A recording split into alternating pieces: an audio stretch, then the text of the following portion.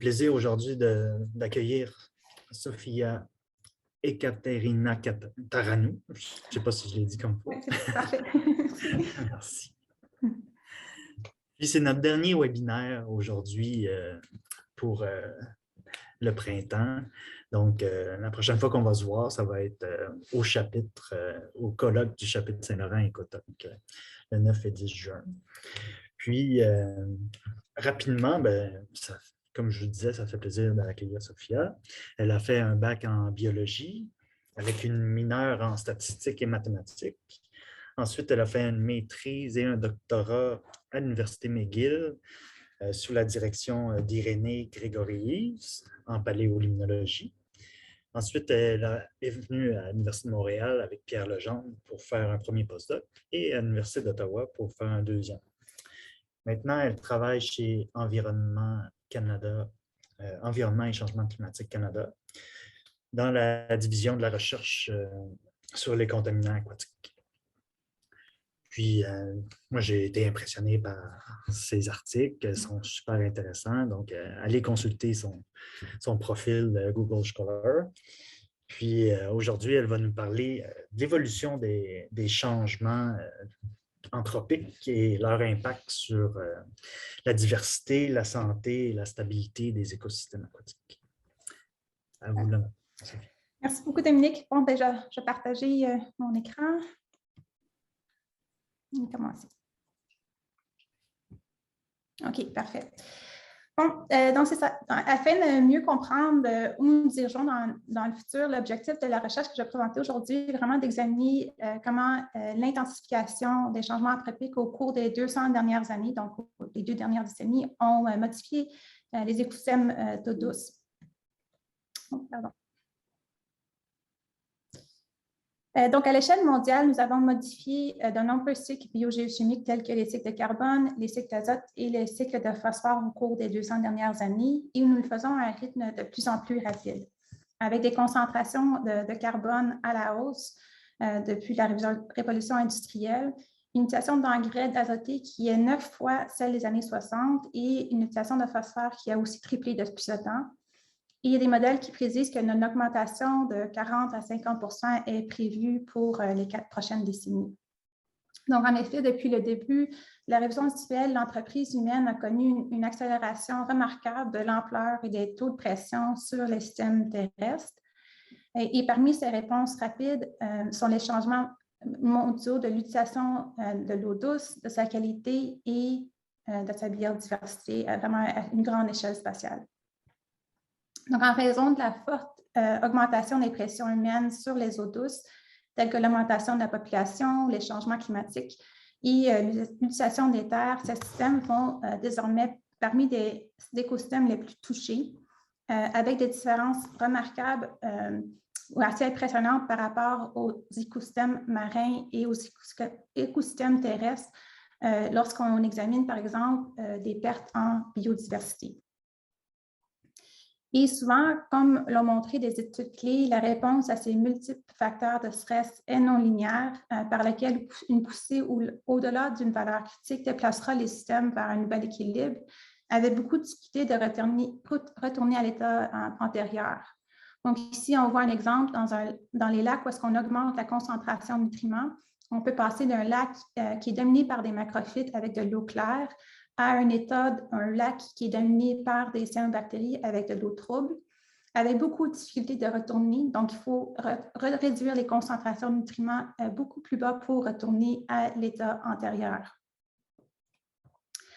Donc, par conséquent, nous voyons maintenant une augmentation mondiale de lacs en état instable qui sont dominés par des floraisons d'algues nuisibles, telles que montrées par cette étude où est-ce qu'on voit les cercles représentent les nombres de lacs qui sont impactés par des algues, des cyanobactéries, et la taille des cercles représente la taille des lacs. On voit aussi avec ces données, donc c'est des données de satellites qui ont examiné les tendances au cours des 40 dernières années, et on voit vraiment que les tendances varient à l'échelle spatiale et à l'échelle temporelle. Donc, le bleu représente le coefficient de cette pente au cours des 40 dernières années. Et on voit vraiment qu'il y a une différence à travers les différentes latitudes du globe. Dans l'ensemble, ce sont des problèmes complexes et l'effet de multiples stresseurs sur les écosystèmes aquatiques n'est pas le même dans toutes les régions du monde. Donc, pour mieux comprendre ces enjeux, mon programme de recherche à date a ciblé 4 thèmes principaux. Premièrement, à l'échelle locale, je m'intéressais à l'importance de considérer les lacs comme des filtres locaux des changements biogéochimiques qui se produisent à l'échelle du bassin versant. Ensuite, à une échelle plus régionale, je m'intéressais à comment ces processus locaux sont modulés par des processus à plus grande échelle, en particulier le climat et le réchauffement climatique. Et ensuite, voir comment ces deux facteurs ont interagi et entraîné une hétérogénéité à travers le paysage face aux réponses des communautés aquatiques. Enfin, je m'intéressais à comment ces changements drastiques des communautés peuvent affecter la santé des écosystèmes et la santé des organismes qu'on retrouve dans les lacs. Donc, commençons d'abord avec l'échelle locale et la relation entre la qualité de l'eau, l'utilisation des terres et l'importance des lacs en tant que filtre. Donc, ces travaux ont été motivés par des études qui, après nombreuses années de restauration, ont montré une absence de relation entre le changement de l'utilisation des terres et la qualité de l'eau. Donc, ici, on voit un très grand lac peu profond aux États-Unis, en Floride, où ils ont racheté les terres agricoles et ont investi des millions. Et après plusieurs années, la concentration de phosphore dans la colonne d'eau continue à augmenter. Donc, il n'y a vraiment pas d'amélioration. On s'est donc demandé si c'était parce qu'ils avaient négligé la morphométrie des lacs.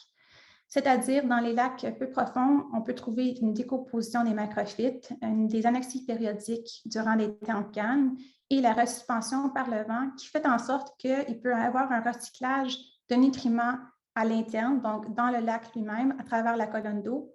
Et ceci peut retarder la réponse à la réduction de charges externes en nutriments parvenant des bassins versants.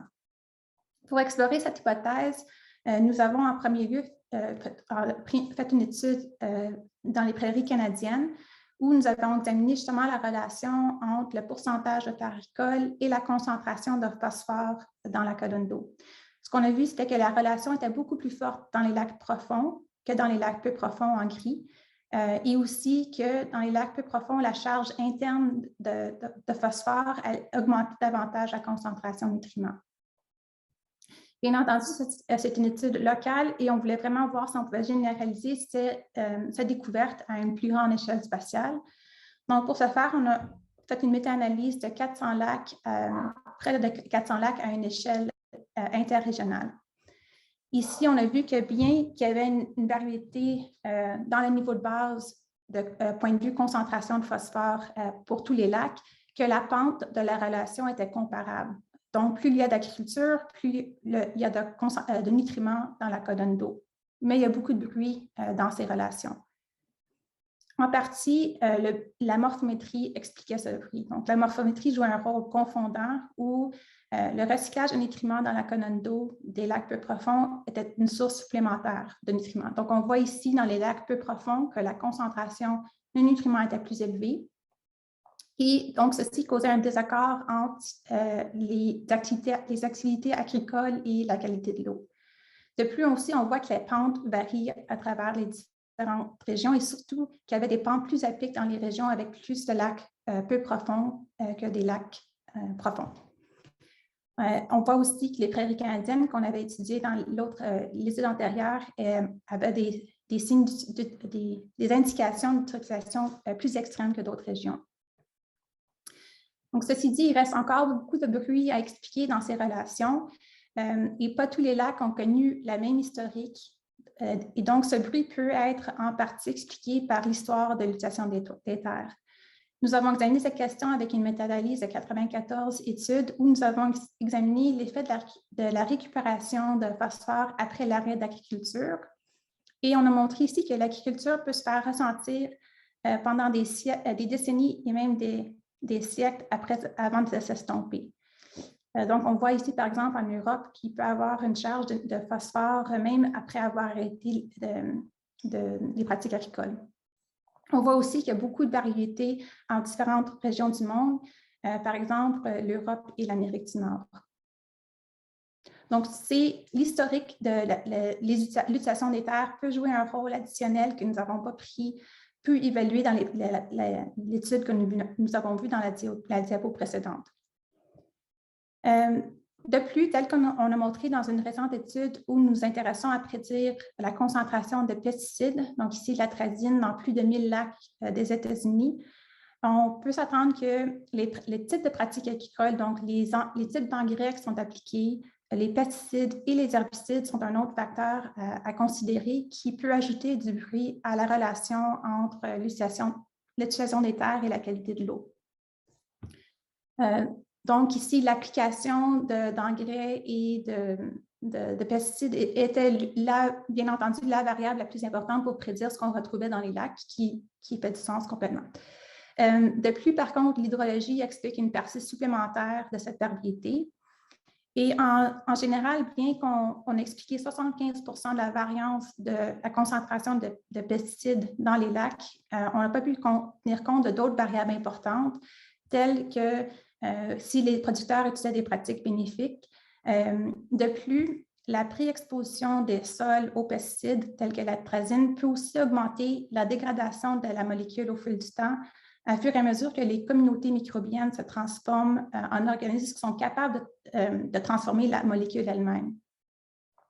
Et finalement, l'inclusion de variables liées aux précipitations pourrait aussi apporter d'autres améliorations à nos modèles, car les concentrations de nutriments, de pesticides et d'herbicides dans les eaux de surface suivent les pics saisonniers provoqués par les grands événements de pluie. Donc, en général, pour résumer ces études, l'historique des lacs, les pratiques agricoles, les types de pratiques agricoles, les communautés aquatiques des microbes jusqu'à haut niveau trophique, l'hydrologie et les pluies saisonnières sont tous des facteurs à considérer dans cette histoire de relation entre les lacs et les bassins versants. Ce qui m'amène donc à mes deuxième et troisième axes de recherche où je me suis intéressée à l'effet du climat et des communautés. Donc, la relation entre l'utilisation des terres et l'eutrophisation des lacs est troublante compte tenu qu'on applique en ce moment des nutriments en excès de l'utilisation dans beaucoup de parties du monde, beaucoup de régions du monde, qui est montré ici en couleur chaude. De plus, il existe des études classiques qui prédisent que le pourcentage de terres agricoles, donc la surface de terres agricoles, est à la hausse et va continuer à augmenter pour les prochaines décennies. Et aussi qu'il y a des études classiques qui montrent que plus qu'on augmente la concentration de nutriments, donc ici le phosphore, dans la colonne d'eau, plus que la communauté phytoplancton va être dominée par des algues nuisibles, donc les cyanobactéries. En plus des nutriments qu'on montre ici, il y a aussi d'autres cycles biogéochimiques à ne pas oublier dans cette histoire, notamment le cycle de carbone et son effet sur le réchauffement climatique. Donc, il y a des études qui montrent que la température va interagir avec l'eutrophisation, donc l'augmentation de nutriments, pour favoriser les cyanobactéries. Donc, ici, on voit que plus la température est élevée et plus que la concentration d'azote ou de phosphore est élevée, plus qu'on a une dominance de cyanobactéries. Cette étude était basée sur des lacs peu profonds. Donc, on peut aussi s'attendre à des augmentations encore plus prononcées dans les lacs profonds où la stratification thermique permet aux cyanobactéries d'ombrager d'autres phytoplanctons qui ne sont pas capables de flotter à la surface de l'eau. On a montré ceci dans une autre étude où on a examiné des questions comparables, mais cette fois-ci en examinant la différence entre des lacs profonds qui sont stratifiés et des lacs peu profonds qui n'ont pas de stratification thermique. Et on voit que dans les lacs profonds, l'augmentation de la biomasse de ces cyanobactéries est encore plus élevée. Il y a donc vraiment un effet direct et indirect sur de la température, point de vue communauté phytoplanctonique.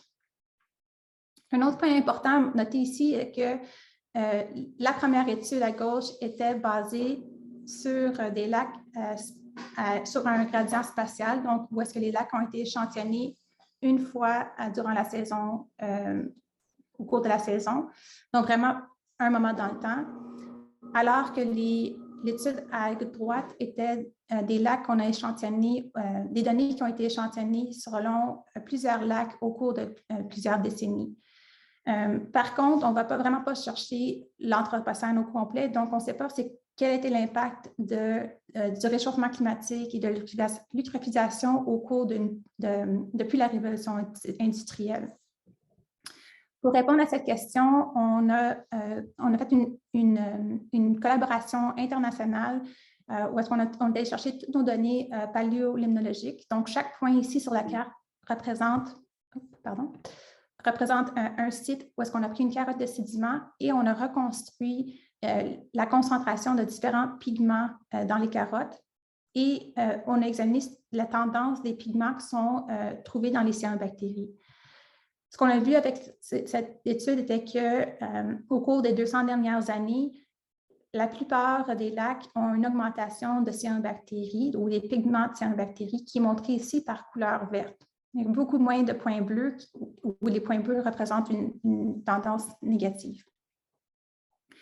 De plus, on voulait voir de quoi a l'air ces tendances dans le temps. Donc, en premier lieu, on a examiné tous les lacs ensemble. On a vu que dans l'ensemble, les cyanobactéries augmentent de façon non linéaire et que cette augmentation est accélérée depuis les années 1950. Et lorsqu'on examine les différents types de lacs, donc des lacs impactés versus non impactés, et si on regarde tous les lacs ensemble, on voit qu'il y a quand même beaucoup d'hétérogénéité et beaucoup de variabilité.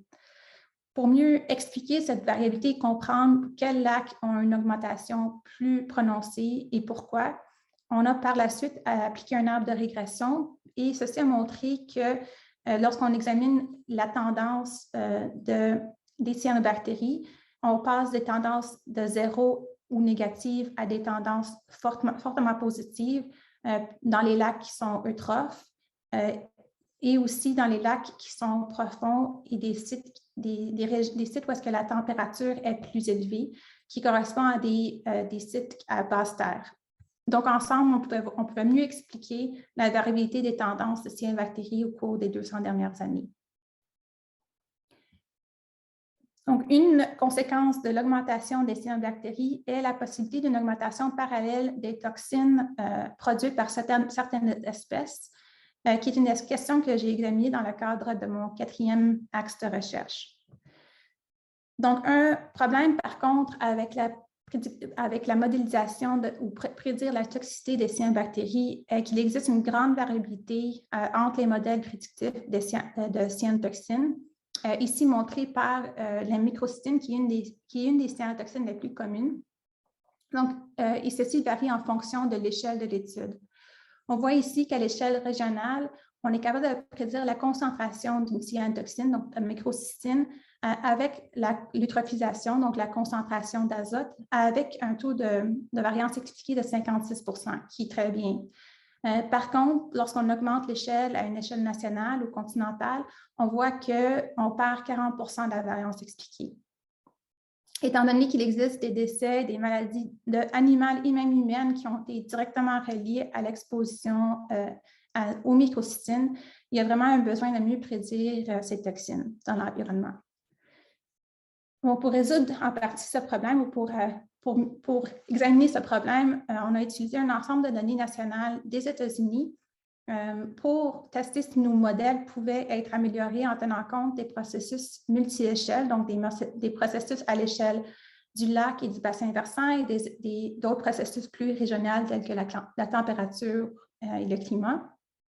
Et en deuxième temps, de mieux modéliser des données où on avait beaucoup de valeurs sous la limite de détection, qui est typique avec des données de contaminants ou de cyanotoxines. Donc ici, on voit que pour 700 lacs, la concentration de microcystine était sous la limite de détection, alors qu'il y avait 300 lacs où est-ce qu'on avait observé des concentrations de microcystine au-delà de la détection.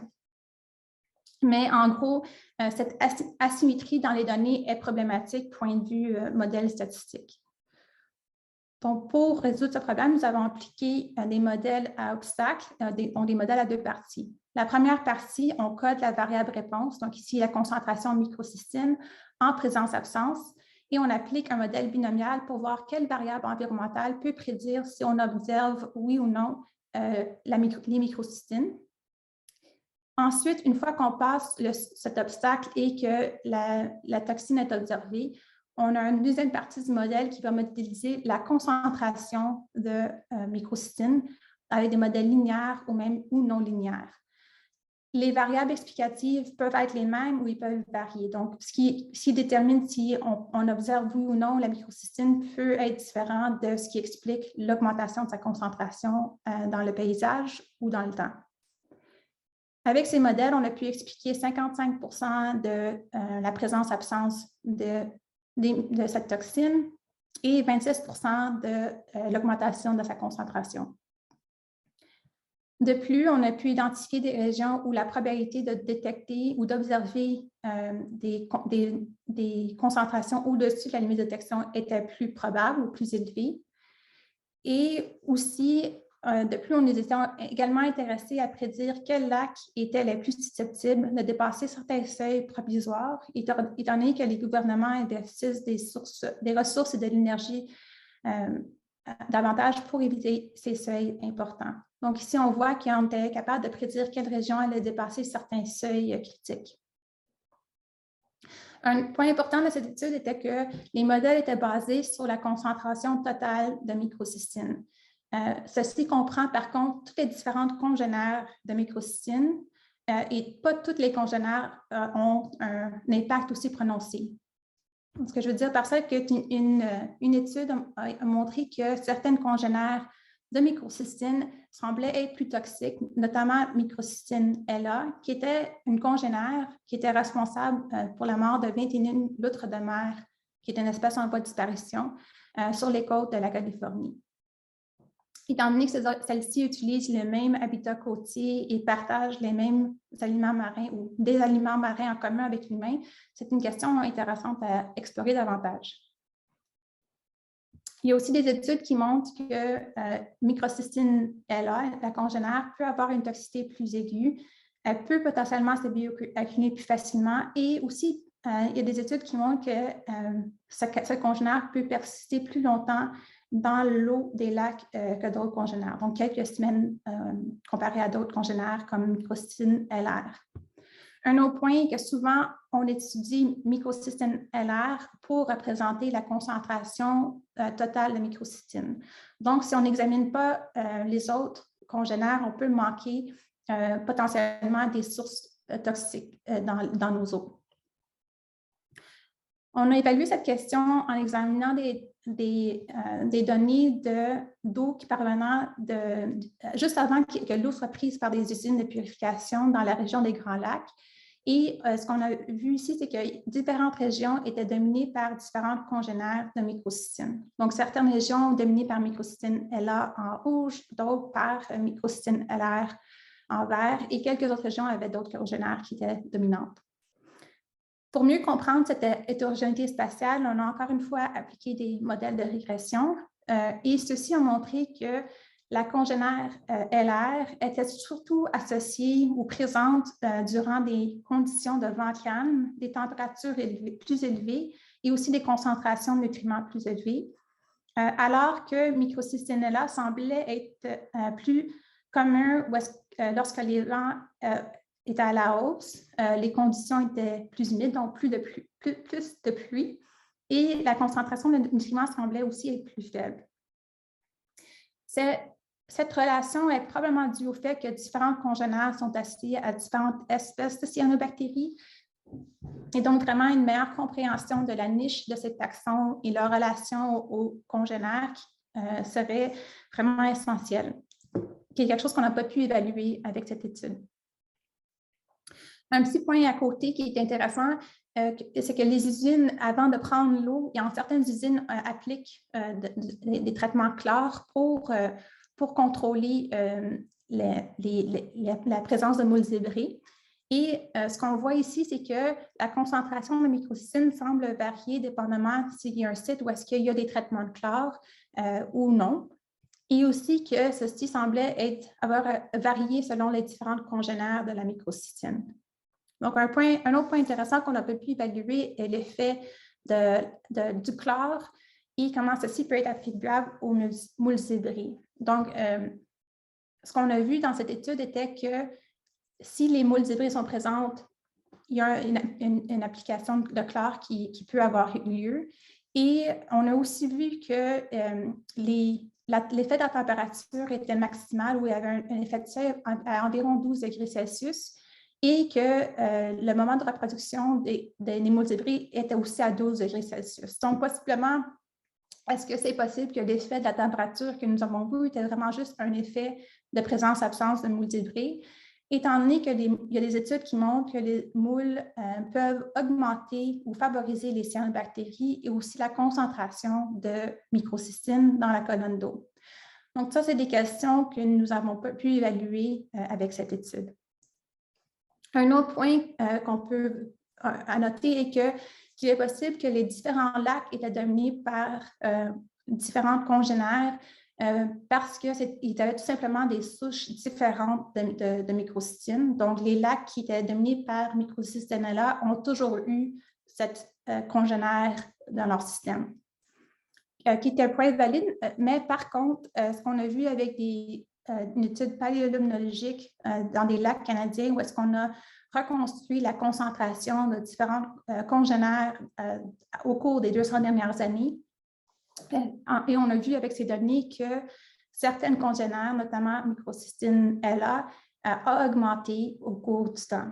Donc, c'est intéressant de voir pourquoi cette congénère est à la hausse. Et en ce moment, on est en train d'examiner ces questions avec différentes méthodes. Une méthode de PCR quantitative pour quantifier les gènes qui sont présents au cours des 200 dernières années, et aussi de l'ADN environnemental pour identifier la communauté de cyanobactéries. Donc, peut-être que ceci pourrait mieux voir quelle espèce est associée avec une hausse de production de cyanotoxines. Donc, tous ces projets me mènent ensuite au nouveau projet que j'ai commencé depuis mon arrivée à Environnement Canada et qu'on va reprendre cette année. Donc, le premier projet ou axe de recherche sera d'examiner le lien entre la composition des espèces aquatiques et les pratiques agricoles, et ensuite le lien entre la composition des espèces et les contaminants qu'on retrouve dans l'environnement. Donc, si on fait un petit rappel, l'étude, parce qu'on a vu que certaines conditions météorologiques et la concentration de nutriments semblaient être liées à la composition de cyanotoxines.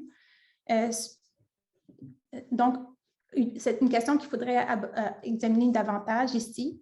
Et de plus, suite à des discussions avec mes collègues en Environnement Canada, j'ai pu apprécier aussi que l'application de pesticides et d'herbicides peuvent aussi favoriser la floraison, des floraisons toxiques. Donc ici, par exemple, certains herbicides peuvent avoir un effet néfaste sur des algues ou des phytoplanctons, et donc les cyanobactéries pourraient augmenter s'ils ne sont pas impactés autant par les herbicides. Donc, l'idée pour ce projet sera de relier l'application ou l'utilisation ou la concentration de pesticides et herbicides, la composition du phytoplancton et la composition de cyanotoxines pour vraiment comprendre s'il y a une relation entre le phytoplancton, les cyanotoxines et les pesticides. Et de plus, vu que le système où l'étude sera faite, c'est le lac Saint-Pierre et le fleuve Saint-Laurent, où nous savons qu'il y a un impact des moules hybrides, on pourrait peut-être revenir à la question de l'effet des moules hybrides et des conditions météorologiques. Donc, le fait que nous avons, dès que la température est au-dessus de 12 degrés, il y a une augmentation de production des moules hybrides, on pourra peut-être réévaluer l'importance et différencier l'effet qui est uniquement température et l'effet qui est relié aux moules hybrides, leur effet sur la concentration de cyanotoxines dans l'eau. Ensuite, un deuxième projet va revenir à un autre projet que j'ai présenté plus au début de la présentation sur la section lac-bassin versant. Donc, avec ces modèles où est-ce qu'on s'intéressait à prédire la concentration de pesticides dans l'eau, on a vu qu'on se demandait dans le fond si on pouvait améliorer nos modèles, si on avait plus d'informations sur les pratiques bénéfiques des producteurs, donc quels pesticides étaient appliqués, quels nutriments. Ensuite, vu que certaines communautés microbiennes peuvent transformer la molécule et que l'historique de l'application de pesticides peut avoir un impact, il serait important aussi d'examiner justement les communautés microbiennes et aussi l'effet de pluie saisonnière. Ceci sera une question qu'on pourrait examiner dans un autre projet avec mes collègues, où est-ce qu'on va examiner avec des données d'un projet des laboratoires vivants pour relier les communautés microbiennes et les autres niveaux trophiques aux pratiques agricoles et comparer des fermes avec des pratiques bénéfiques et d'autres sans pratiques bénéfiques et voir l'effet sur la composition des communautés. Finalement, le dernier projet ou axe de recherche que je vais présenter aujourd'hui est celui où on s'intéresse à examiner le lien entre la composition des espèces et les contaminants. Donc, il y a des études qui montrent que la contamination de la microcystine peut varier selon différents facteurs, notamment la proportion de phytoplancton qui est comestible versus non comestible. Donc, non comestible ici égale souvent cyanobactéries. Étant donné que on peut s'attendre à avoir plus de cyanobactéries dans les lacs eutrophes, une question qu'on peut se demander, c'est si les voies de contamination vont varier selon un gradient de neutropisation. Donc, lorsqu'on passe d'un lac oligotrophe à un lac eutrophe, on va avoir plus de cyanobactéries, donc plus de phytoplancton qui est non comestible, et que ceci pourrait avoir un effet sur les voies de contamination de microcystine, donc le taux qui est transféré par le zooplancton et ensuite par d'autres niveaux trophiques, et comment cela peut varier à travers les saisons et à travers différents types de lacs. Mais en plus de l'eutrophisation, donc l'augmentation de phosphore et d'azote, il y a d'autres cycles biochimiques à prendre note, notamment le cycle de carbone. Et aussi, il y a d'autres contaminants autres que les microcystines qui peuvent venir dans les écosystèmes avec ce carbone. Donc ici, je montre une étude ou une hypothèse qui a été posée par une récente étude où ils ont posé l'hypothèse que lorsque le carbone augmente en premier, il rentre dans les écosystèmes aquatiques, que nous allons en premier avoir une augmentation de cyanobactéries et de cyanotoxines, car le carbone va apporter du fer et le fer est une molécule que les cyanobactéries ont besoin. Et aussi pour avoir que le fer a un effet sur la production de cyanotoxines. Donc, dans ce système, on pourrait voir avec l'arrivée de carbone une augmentation de microcystine. Mais par contre, lorsqu'on continue à augmenter le carbone, on pourrait avoir le carbone qui est associé au mercure et ici voir qu'on peut avoir une augmentation de la voie microbiale, donc les microbes qui sont capables, les microbes anaérobiques qui sont capables de méthyler le mercure. Et donc, ceci pourrait affecter le transfert de méthylmercure dans le réseau trophique ou la chaîne trophique. En gros, il serait vraiment intéressant de voir comment ces changements peuvent affecter le taux de bioaccumulation de microcystine et de mercure au cours du temps. Pour répondre à ces questions, Maud Lachapelle, durant son doctorat, examinera cette question sous trois chapitres. Le premier sera d'examiner, on a fait une étude de mésocause expérimentale où on a ajouté du carbone et des traitements de carbone et des traitements de phosphore à différentes concentrations, donc allant de valeurs basses, intermédiaires à élevées, et pour voir l'effet que ces traitements ont sur la communauté de phytoplancton, la communauté microbienne et la communauté de zooplancton à l'aide de données d'ADN environnemental et de taxonomie classique. Et aussi, on va aller quantifier l'impact que cela peut avoir sur les taux de concentration de cyanotoxines et de mercure dans les organismes. Dans un deuxième temps, Maud va évaluer une dimension spatiale le long d'un gradient contemporain avec des réseaux de lacs TADPA, donc à travers une échelle du Québec et des Maritimes, pour examiner ces mêmes questions le long d'un gradient naturel et aussi en prendre en note l'effet de la saisonnalité. Donc, aller échantillonner les lacs au cours de différentes saisons pour voir comment les changements, point de vue charge de carbone, de phosphore et d'autres contaminants peut changer avec les pluies saisonnières et d'autres variables saisonnières. et les communautés aussi.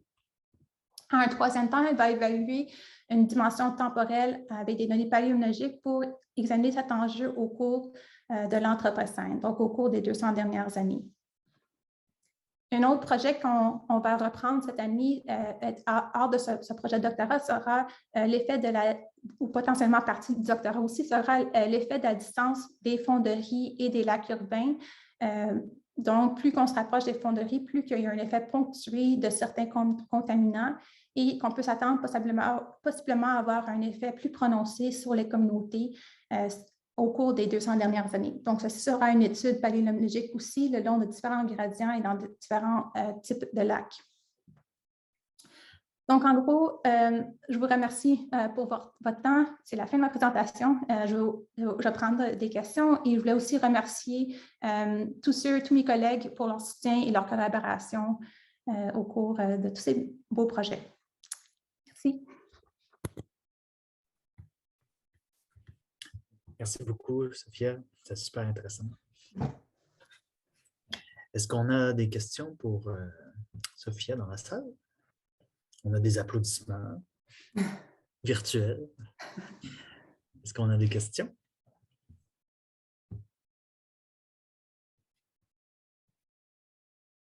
Je dis, j'en ai une, mais je ne vais pas commencer. Bon, peut-être je commence parce que c'était au début de ton exposé sur l'influence de l'agriculture. C'est que c'était intéressant, cette papier. Et je me demandais, est-ce que vous avez trouvé si l'historique de l'agriculture, dans des autres mots, combien d'années, combien de siècles une région avec des zones agricoles, ça tu peux comparer l'Europe et l'Amérique du Nord ou le Canada, s'il y avait une influence. Oui, en effet, il y avait une autre étude que je n'ai pas montrée où est-ce qu'on a comparé les tendances d'eutrophisation, puis on l'a comparé entre l'Europe et l'Amérique du Nord, et on a relié ça à des données de census d'agriculture qu'on a pris à chaque 10 ans, puis on a montré justement qu'il y avait une différence entre les deux régions et l'historique venait vraiment jouer un rôle important, étant donné que l'historique il y a plus d'historique de terres agricoles en Europe versus l'Amérique du Nord, où est-ce que l'agriculture a vraiment juste commencé dans le dernier siècle. Donc oui, en effet, on a vu avec cette étude-là qu'il y avait une différence entre les deux parties du monde et aussi les tendances, puis la mémoire des écosystèmes. C'est ça, oui. Le mot que j'avais trouvé. C'est la durée de la legacy, comme j'ai dit. C'est ça, legacy. Je cherchais un mot, mais c'est le legacy. Oui, mais en français, je ne trouve pas, ni en espagnol, ni en français. Non, moi non plus. Ce ne serait pas héritage?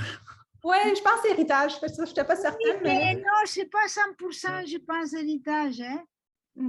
Je ne sais pas. Mais cette étude que tu viens de mentionner, ou ces relations, c'est dans quelle publication que c'est Keathley, K-E-A-T-L-E-Y. Je pourrais te l'envoyer, je me rappelle plus. Oui, je l'apprécierais parce que je ne la connais pas. Oui, ça m'intéresse. Oui, je pense que c'est 2011. C'est une étude qu'on a faite je pense que ça il y a plus de 10 ans maintenant, là, mais environ au même moment. OK. Merci beaucoup. Merci à toi. Je vais essayer de poser des questions aux autres. Merci, Dolores. Il y a une petite question de Josique Morin. Oui, l'enregistrement va être disponible sur le site YouTube d'Écotoc si vous voulez le consulter par la suite. Moi, je trouvais ça intéressant, le fait que dans les lacs peu profonds, il y avait la relation entre l'azote et les microcystines, je crois, qui était assez forte. Puis, dans le cas des lacs plus profonds, c'était moins prononcé, cette relation-là. Mais dans les lacs plus profonds, il y a davantage de biomasse algale de cyanobactéries. Oui, c'est ça, c'est que dans le fond, c'est qu'il y a beaucoup, c'est une interaction qui est assez complexe, mais ce qu'on a vu, c'est que dans les lacs profonds, à cause de la stratification thermique, les cyanobactéries, elles peuvent dominer davantage parce qu'ils vont à la surface de l'eau pour aller chercher la lumière, le carbone, les sources de carbone, puis après ça, ils peuvent aller vers le fond de l'eau, juste le fond de l'épilimium pour aller chercher des nutriments. Ils sont vraiment capables d'aller chercher le meilleur des deux. Parce que dans le fond, ce qui se passe dans les lacs profonds, c'est que les nutriments, ils rentrent, mais après ça, on les perd de la zone de l'épilimium. C'est pour ça que dans toutes les études, lorsqu'on mesure juste les premiers quelques mètres, on trouve toujours que la concentration de nutriments est plus élevée dans les lacs plus profonds. Mais si un organisme est capable d'aller chercher les nutriments qui sont plus dans la partie plus profonde, il va avoir toujours une source de nutriments. Oh, wow. Ça explique aussi pourquoi il y avait une relation si forte dans les lacs profonds entre les terres agricoles et la concentration, parce qu'ils dépendent vraiment de cette source, parce que les nutriments rentrent. Là, ça a un impact sur la qualité de l'eau, mais après ça, ils perdent les nutriments. Ils ont comme toujours faim pour des sources de nutriments externes. Versus les lacs peu profonds, ils ont comme leur propre cycle de nutriments qui va se redistribuer à travers la colonne d'eau. Ce qui se passe à l'échelle du bassin versant est un petit peu moins important. Je ne savais pas que les cyanobactéries pouvaient migrer dans la colonne d'eau. Il y en a, oui, c'est ça, ils sont incroyables. Wow. Okay. Mais là-dessus, je peux embarquer là-dessus. Oui. Parce qu'il y a aussi des espèces. J'ai pensé les lacs alpins qui développent toujours dessous de la thermocline, dans les lacs transparents préalpins, par exemple. Et c'est les oscillatoriales. C'est Plantotrix ils ont la capacité de croître et vivre, se développer, produire de grosses masses presque aux limites de la lumière. Parce qu'ils ont Plantotrix, il y a la forme rouge, ils ont des pigments accessoires qui peuvent se développer en profondeur quand il y a une source interne de phosphore qui vient de sédiments, par exemple. Oui, puis je pense justement qu'ils sont à la hausse un petit peu partout, surtout dans les lacs oligotrophes. Cette espèce est à la hausse à cause des changements climatiques, puis même à cause de la stabilité de la colonne d'eau est plus forte, il domine davantage. Plus la stratification est de longue durée, puis plus elle est stable, plus elle domine. On est en train de créer des conditions où est-ce que même dans des lacs oligotrophes, ils sont capables de dominer. Oui. Mais c'était connu depuis longtemps, depuis presque dans les lacs suisses, les lacs, comment il s'appelle, Lehmann. Il ne stratifiait pas tous les ans, il ne mélangeait pas tous les ans. Mais de temps à autre, il y avait un mélange et là, le lac il devenait complètement rouge. Et les habitants de la région, ils disaient que c'était, ça pour les Français ou les gens qui connaissent l'histoire de France, c'était la sang de Bourgogne qui avait, parce qu'ils ont perdu, quand il y avait tellement de chicanes tribales en Europe, ils avaient perdu une bataille, alors ils avaient jeté les cadavres dans les lacs. Les habitants, mais ça, quand j'étais jeune encore, ils disaient ça. Parce que ça a mélangé à un moment donné. Je pense quand j'ai commencé mon doctorat, j'étais là-bas. Et alors là, c'était ça qu'ils disaient les gens de la région. C'est un lac considéré, bon, après il y a eutrophisé, c'est vrai, mais normalement, le phénomène, ça se passait pareil quand il était oligotrophe. Et maintenant, il se recommence, comme tu dis, à cause du changement climatique. Ok, il y a une petite anecdote. Histoire de Dora. Comment les écorégions ont influencé les pentes entre l'azote et les microsystémes? Oui, OK. Dans le fond, c'est des interactions on a évalué cet effet par après. Puis je pense que j'ai une autre diapo, mais je ne vais pas la montrer. Mais en fait, c'était que des différentes écorégions avaient justement différents niveaux de pratique, de pourcentage de terres agricoles.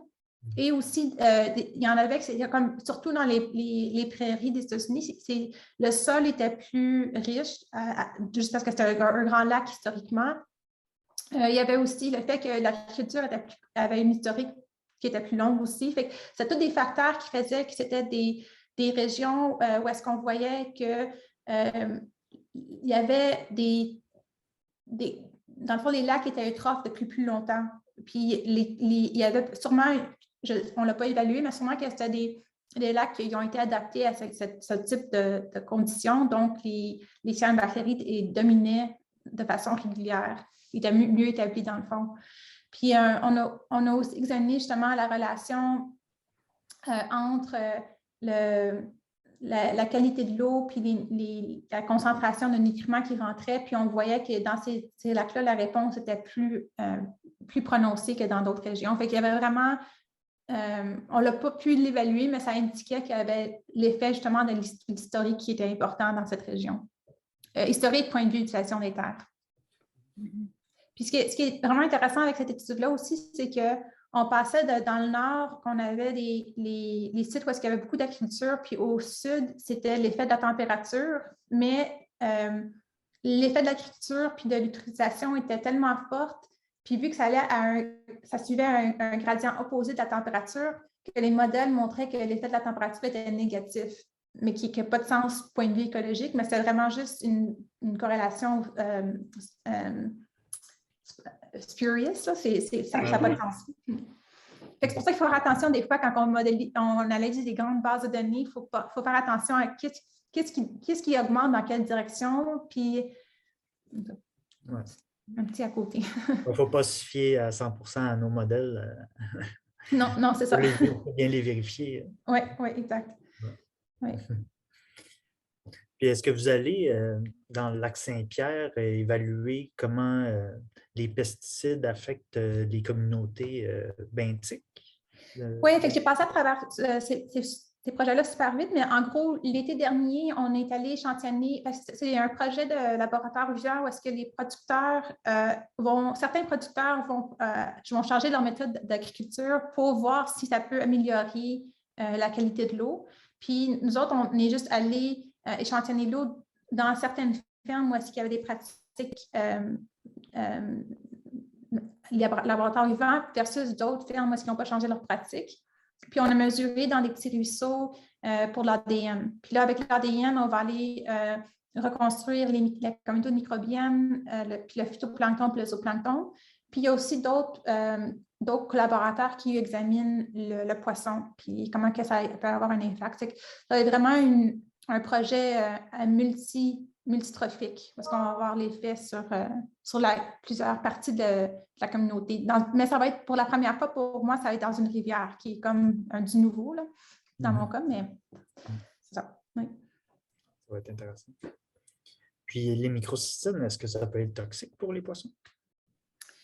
Oui, c'est ça. Il y a aussi des études qui montrent qu'ils peuvent, le taux de bioaccumulation, il peut avoir, dans le fond, il y a certaines études qui montrent que ça va bioaccumuler plus dans les niveaux trophiques qui sont plus bas, comme le phytoplancton plus le zooplancton, puis il peut même avoir une biodilution rendue aux poissons, mais ils peuvent quand même avoir un impact. Puis il y a des études qui ont été capables de le quantifier dans la chair des poissons aussi.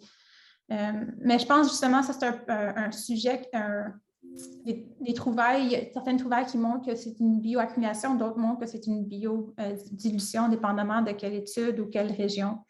Fait que c'est un autre domaine à explorer davantage, je pense.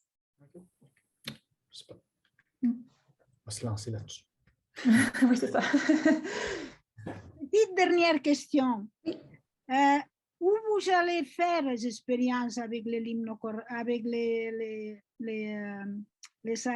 limnocoral, comme on dit ça en français? Le mésocose? Oui, le mésocose. Dans le fond, ça a été fait l'été dernier au lac Hertel. Ah, au lac Hertel, OK. À la maison, la station biologique de McGill. Ok, c'est ça que j'ai pensé, que peut-être Ouais. c'était oui, oui. Oui, Les Puis, polymorphes McGill. c'est ça. Fait qu'on on a fait une solution mère de DOC pour créer on a pris des feuilles dans les gros contenants d'eau du lac pour créer comme on l'appelait notre thé aux feuilles. Puis on l'a Ok. laissé là pendant quelques semaines pour avoir une concentration de DOC. Puis ensuite, on a ajouté cette eau-là dans plusieurs mesocauses à différents niveaux pour avoir des différentes concentrations. Puis on a aussi croisé un traitement où est-ce qu'on a ajouté de l'azote et du phosphore pour voir l'effet unique ou combiné des différents. Oui. Intéressant. Bon, ben, super. Ben, merci beaucoup, Sophia. Est-ce qu'il y aurait Merci d'autres à vous. questions du public? Non, simplement, je t'ai pas dit que, comme toujours, ton séminaire est extraordinaire. Merci beaucoup. Merci beaucoup pour l'invitation aussi. Puis merci Sophia. Merci à tout le monde. On va se revoir à l'automne pour les prochains webinaires. Donc, j'espère vous revoir en grand nombre. Bye tout le monde. Bye bye.